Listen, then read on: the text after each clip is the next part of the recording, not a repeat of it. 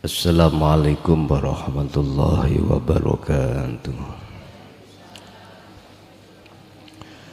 Alhamdulillah bil Mustafa Rasulillahi sallallahu alaihi wasallam wa ala alihi wa azwajihi wa dzurriyyatihi wa qurrabatihi wa ahli baitihi wa ashabil kiram wa ila jami'il anbiya wal mursalin wal awliya was syuhada was salihin wattabi'ina tabi'ina sholihina ila yaumiddin, khususun ila jami'i man ta'allama fi hadzal kitab wa ila abaina wa ummatina wa azdadina wa masaykhina wa auladina wa azwajina wa dzurriyyatina wa ahli baitina wa jami'i man tabi'ana lahumul fatihah.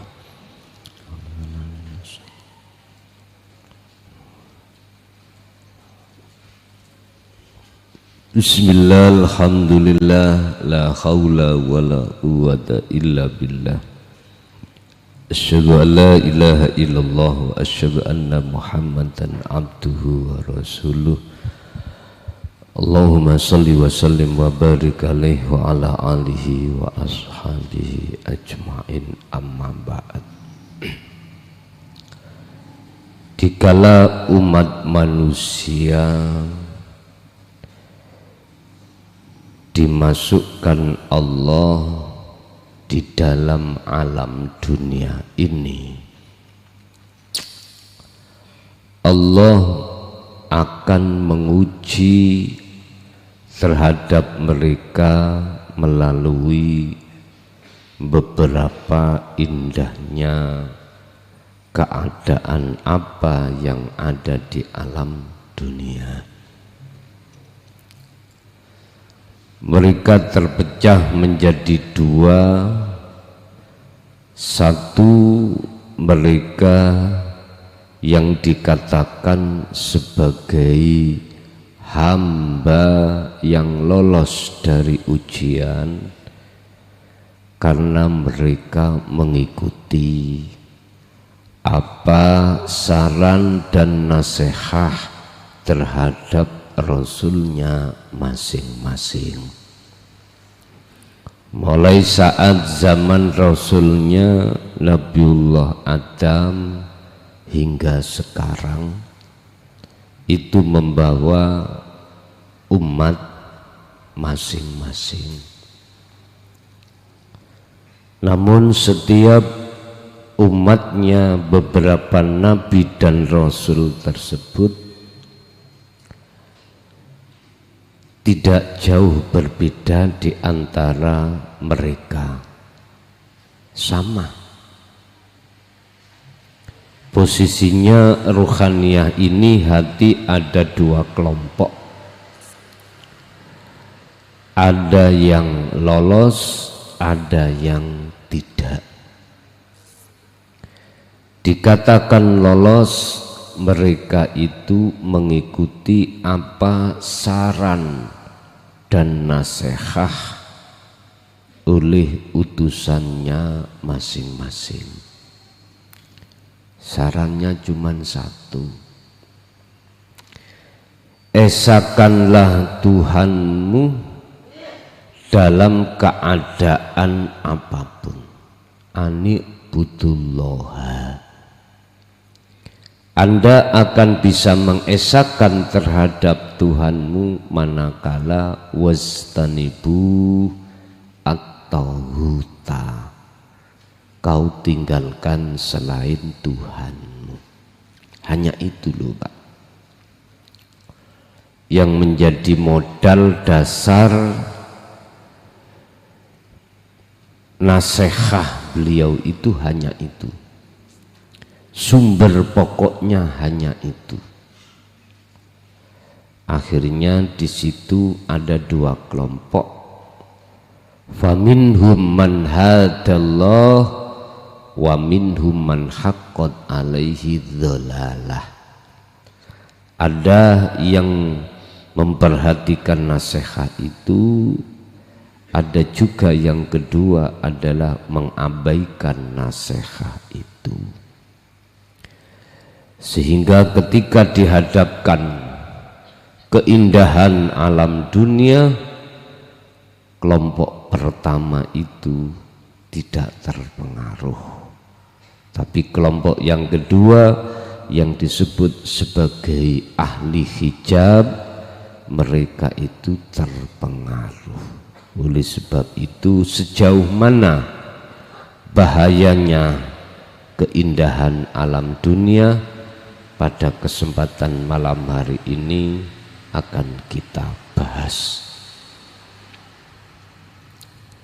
Tapi sebelumnya perlu diketahui bahwasannya yang disebut keindahan alam dunia itu semua perkara-perkara yang menjadi kesenangan hawa nafsu.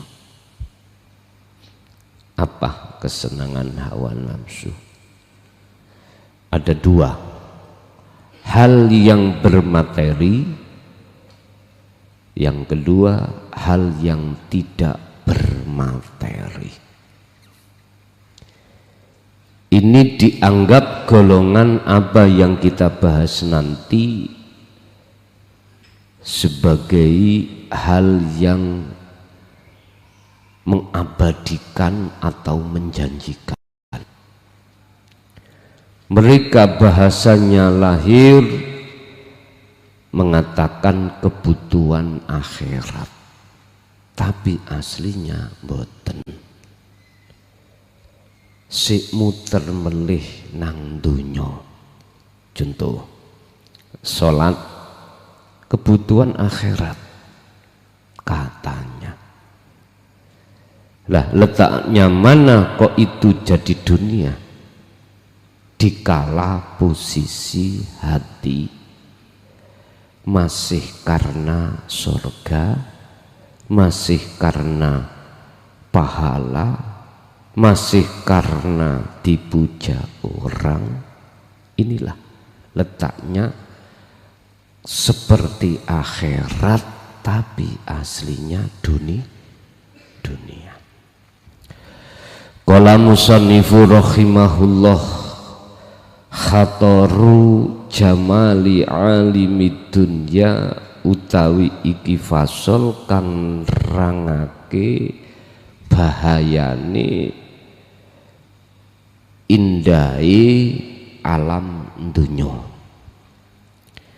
Amma ahlul hijabi, anapun utawi ahli hijab, ini golongan yang kedua, Pak. Golongan yang tidak mengindahkan nasihat utusannya masing-masing. Iku fa inna jamala alimin dunya, sak temeni apike indahe muleke ngalam dunya iku kodok soro temen-temen. Dadi apa jamalu alamid dunya lahum maring ahli hijab apa hajatan ing dadi kebutuhan sasiatan kang apa kang pokok. Adapun ahli hijab itu mensikapi tentang keindahan dunia seperti tadi, anak-anak pondok diberangkatkan tamasya, melihat ini, melihat itu, permainan-permainan yang mengasyikkan, indah. Itu bagi ahli hijab satu hal yang tidak boleh ditinggalkan, alias makanan pokok, ibarat makanan pokok. Duwe pacar, garwa pokok, duwe anak penting pokok, dunya brono kabeh pokok. materi atau tidak bermateri, itu semua ahli hijab menganggap kebutuhan pokok. Dikatakan kebutuhan pokok itu sangat urgen, wajib, ngoten loh, wajib. Wahua lan khali utawi jamalu alimid dunya iku yatlubunahu ghayatan lahum fid dunya, iku yatlubunahu apa ndadekake utawi padha goleki sapa-sapa ahlu hijab hu ing keindahan dunya ghayatan kelawan jadi tujuan lahum maring mereka fid dunya kang ana ing dalem alam dunya iki. Keindahan dunia itu bagi mereka satu tujuan, Pak. Ketika saat diletakkan di dunia ini, ruhaniyah itu menganggap itulah tujuan, menganggap tujuan. Padahal miturut golongan pertama yang faminhum man hadallah, mereka yang mendengarkan nasihat dari Rasulullah itu sendiri, yang menjadi tujuan itu Allah dibalik ujian. Tapi ahli hijab enggak, sebaliknya justru ujian itulah yang menjadi tujuan. Akhirnya jangan heran mereka itu saat di dunia hatinya itu mementingkan yang terlebih dahulu dipentingkan, suksesin dunia dulu, suksesin dunia dulu. Urusan akhirat, urusan akhirat. Dia menganggap apa yang ada di dunia laku becik iki, padahal itu masih dunia. Wa in dhanna lan senajano padha nyono sapa ahli hijab annahu ing sak temeni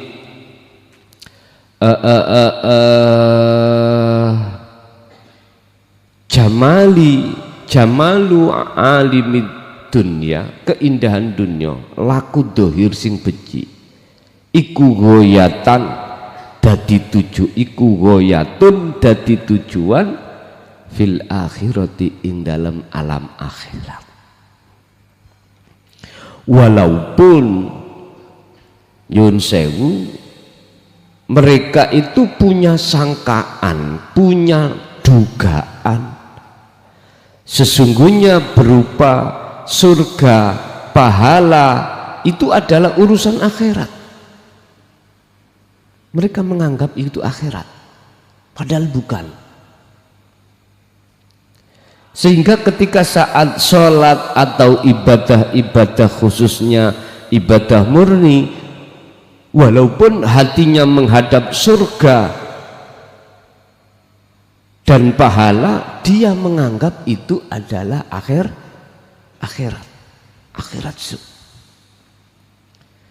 Padahal iki lho Pak, do kecelik. Tahu kecelik?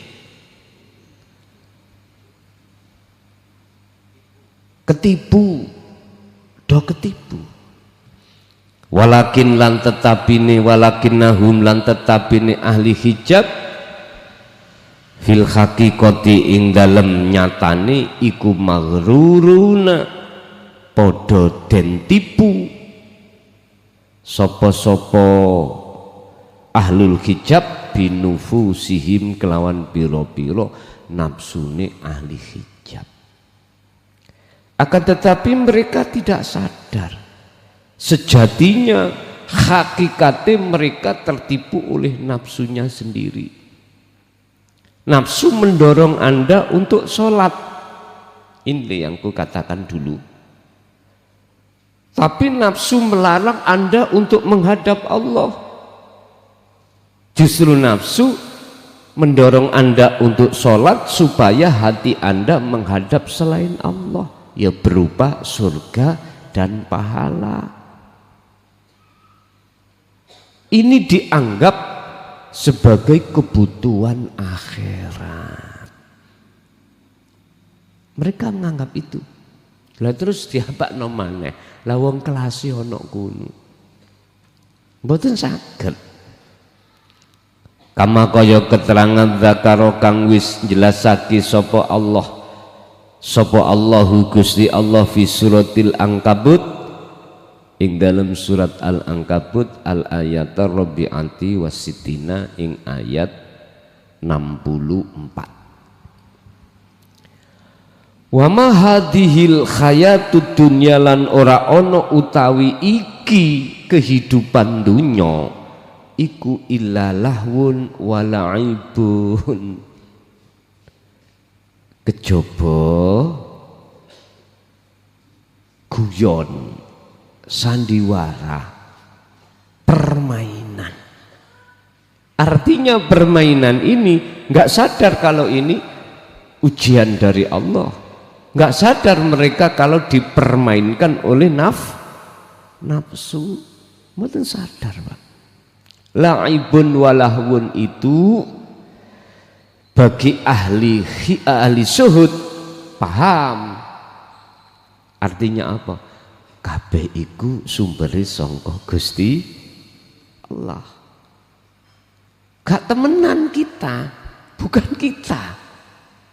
Tapi berhubung ahli hijab ngaku diri kita yang melakukan, tawamenan Pak. Nganggep tawamenan, akhirnya bahasa la'ibun walahwun mboten paham. Mboten paham. Wa inna darul akhirah. Jadi ahli syuhud golongan yang pertama itu tidak terpengaruh dengan apa keindahan alam dunia ini. Enggak terpengaruh. Mengapa beliau tidak terpengaruh? Karena hatinya condong, dibalik itu semuanya siapa pada hakikatnya. Loh, di sini loh persoalannya.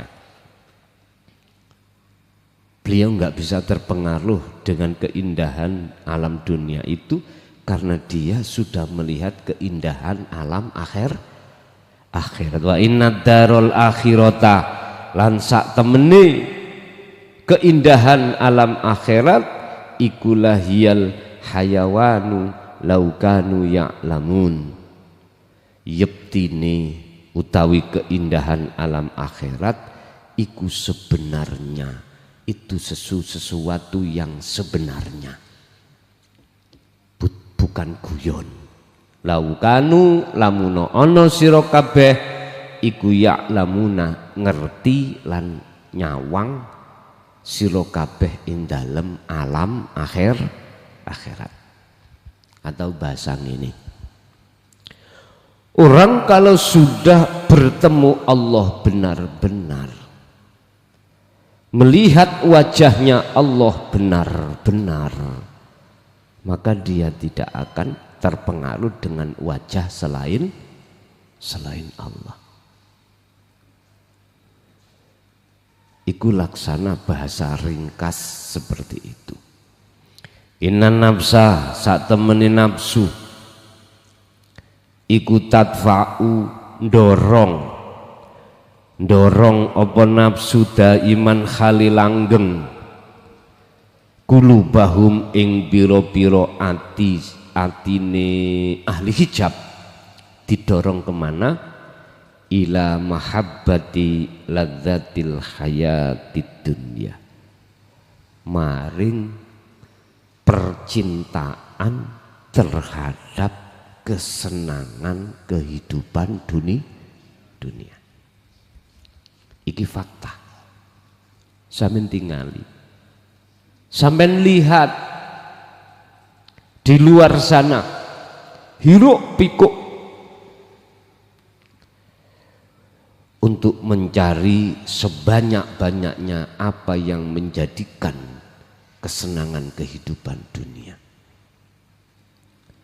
Mereka tidak tahu waktu, pagi, siang, sore, bahkan malam pun dia lakukan dalam hati.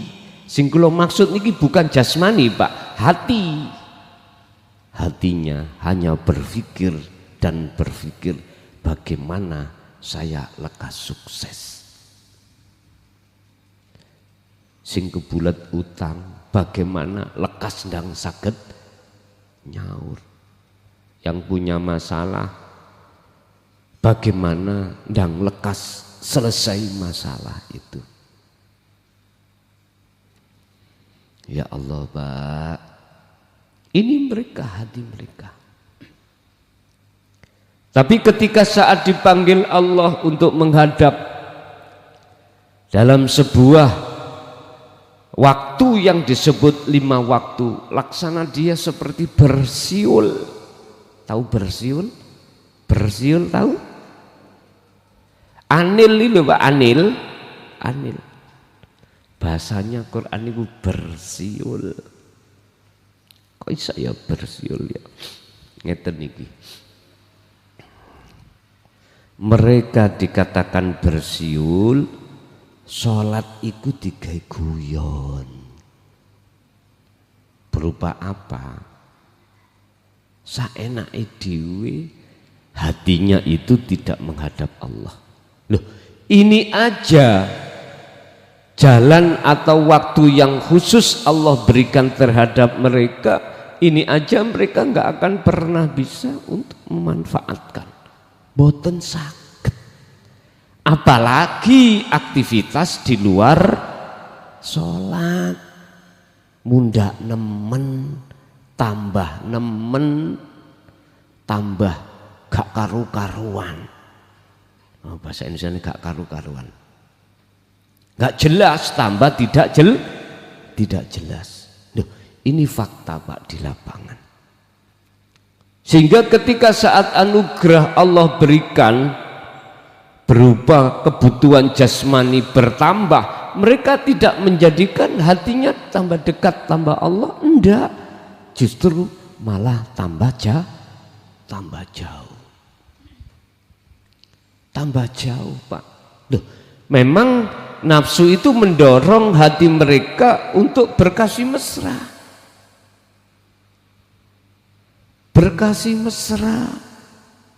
nggak ada putusnya ini Pak, kecuali mereka kalau sudah meninggal barulah selesai putus urusannya dengan keindahan dunia ini. Ya tinggal idza ja'adhumus sa'atu baghdatun, dia itu menjerit, aduh sengsara ingsun, aduh getun ingsun. Bahasane ngoten itu diparani malaikat sing kereng kaset raimu biyen niku wis kandhani ganggatekno. Ampun bos, taek. Pokoke wis diwelehno tok ngono Pak, wis diwelesno.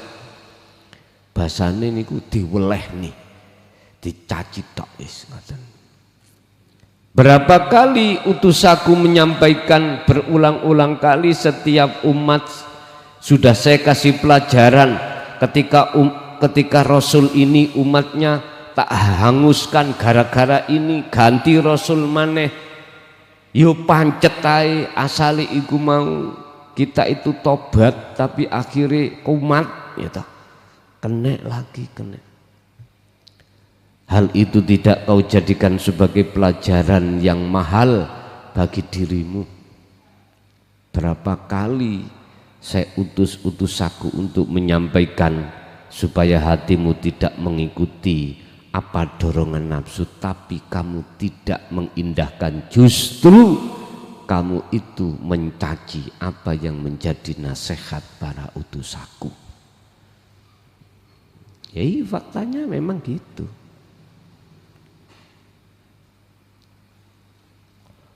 wa tuzayyinu lan gawe pepaes apa nufus apa nafsu lahum krono arai mereka sinten ahli hijab ndateake jamala alimid dunya ing indai ngalam dunya hatta yas'uru sehingga ngerasa sapa ahli hijab bi annaha krono bi annaha kelawan sak temene ahli hijab iku daimatun duweni penyono bahwasannya keindahan dunia itu adalah langgeng wa mughriyatun lan menjanjikan.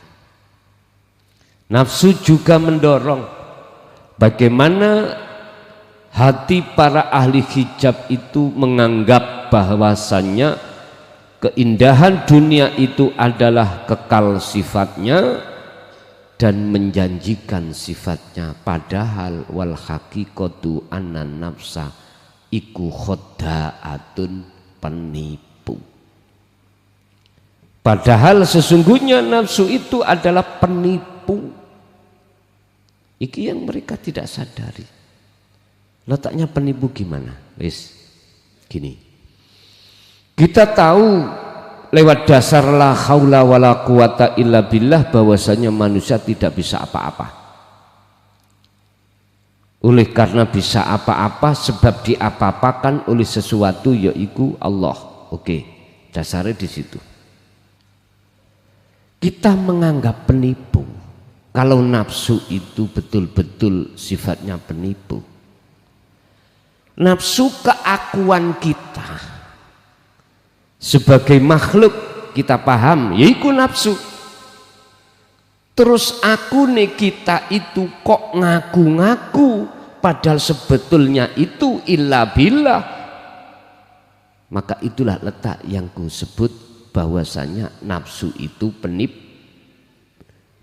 Ringkasnya sing agawe Gusti Allah kok ya rasa sing muncul dalam dodo iki kok kita, berarti yaiku maksudnya bahwasanya wal haqiqatu anna nafsa iku khoda'atun penipuhum utawi ahli hijab iku yuhibbuna padha nresnani sapa ahli hijab antu haddatsa ing yento den ajak bahas ma'ahum sertani ahli hijab bahas apa an jamali alimid dunya saking keindahe alam dunya.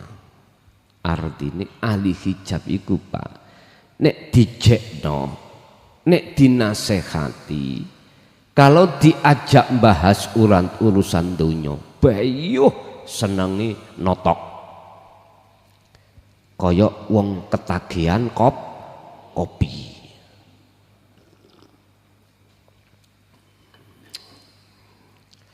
Ngene iki campur ana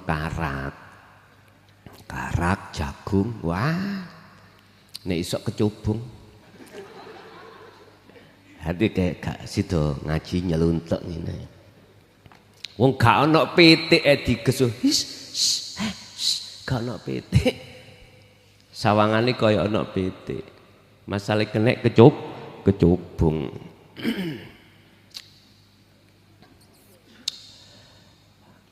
Tutu apa mang? Oh penipu, ketagihan. Tapi ketika saat dibahaskan diajak membahas tentang bagaimana sifat Allah, bagaimana wujud Allah, dia mengatakan apa? Alergi, tahu alergi? Gak gelem ngaji apa? Kejeron, bahasa ini kadang-kadang ngoten. Duduk nggone bukan tempatnya, atau bahasa lain, sing notok, jok ngaji kuwi tonggoku tahu ngaji, nangone jebar gendeng, sholat wis gak gelem. Biasa kumpulan, moh kumpulan. Mengatakan seperti itu, Pak. Itu pun niku adalah salah satu cara untuk memprovokasi umat supaya tidak mengerti, supaya tidak manjing atau kembali kepada Allah. Begitulah nafsu memang. Memang seperti itu. Tapi aktsara minal hadisi anna tuhaddatsa iku aktsara akeh-akeh minal hadasi lamun diajak bahas an alamil akhirati saking alam akhirat. Apa Pak? Berarti mafhum khulafai gak seneng, la tuhibbuna, mereka gak senang. Makanya ini dijikan nasihat babakan hakikat. Koyok lungguh nih ono domi Pak.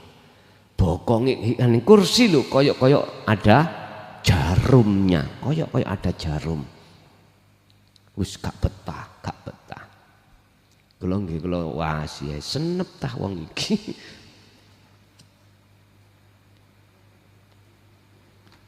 Kula kinten wetenge senep. Tibake sing senep iku atine dobol. Aku mang wis apes rene mang rek. Karo sing ngaji ku klason. Ngerti ya mang gak teko. Wis kadung ono ngarep. Lho mak kau wemeng Pak, sumpah lho. Tadi kursiku seperti ada jarumnya. Ya Allah. Jari Gusti Allah ajar nae. Mas Seizan pun diajar. Tapi ngeten Pak, di balik sakit itu sebetulnya ada hikmah.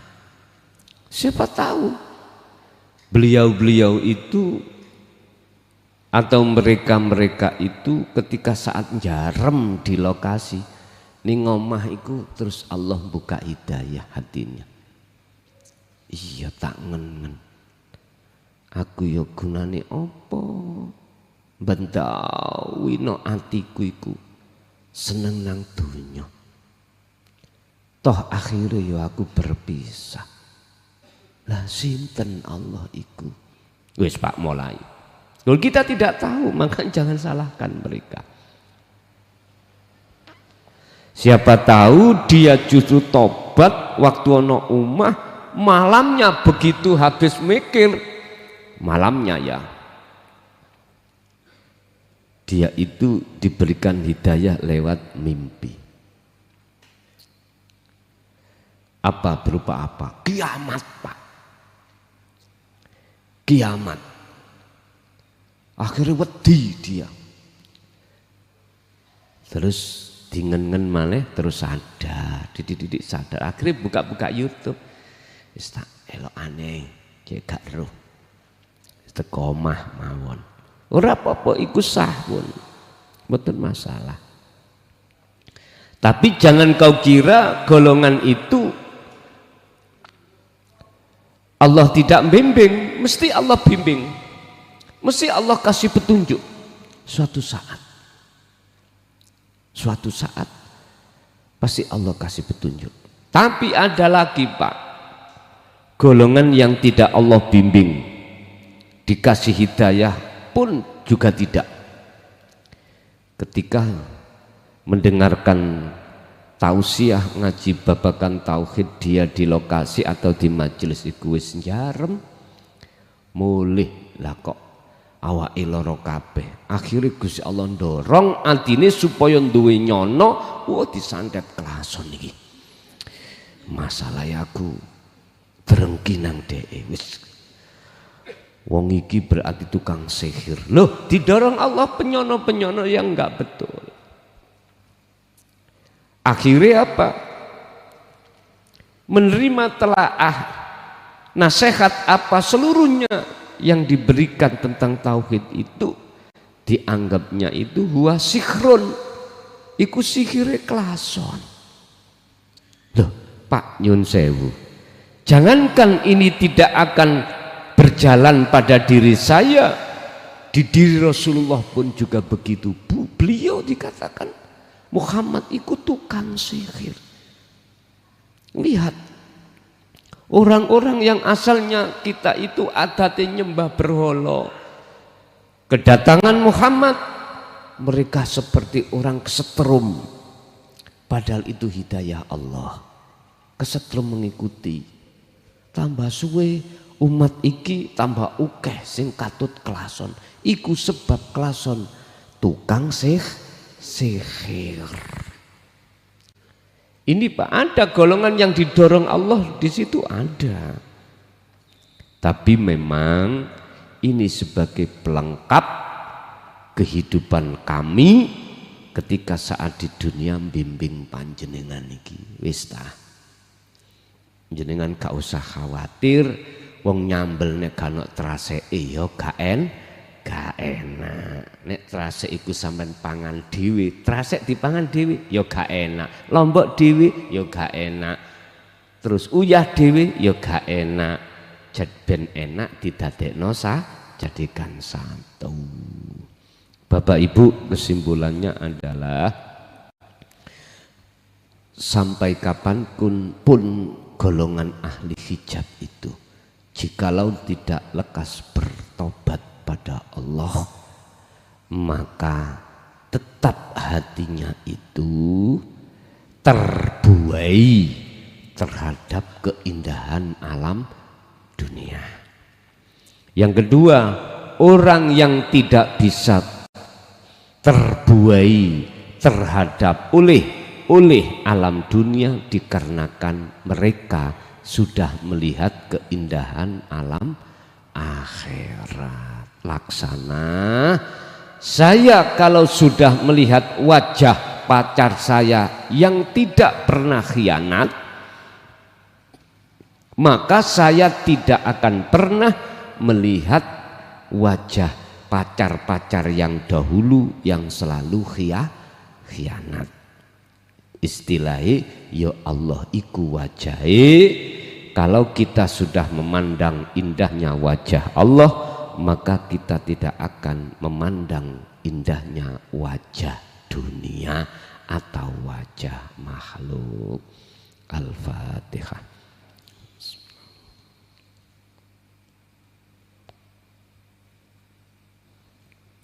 Akhirul kalam. Assalamualaikum warahmatullahi wabarakatuh.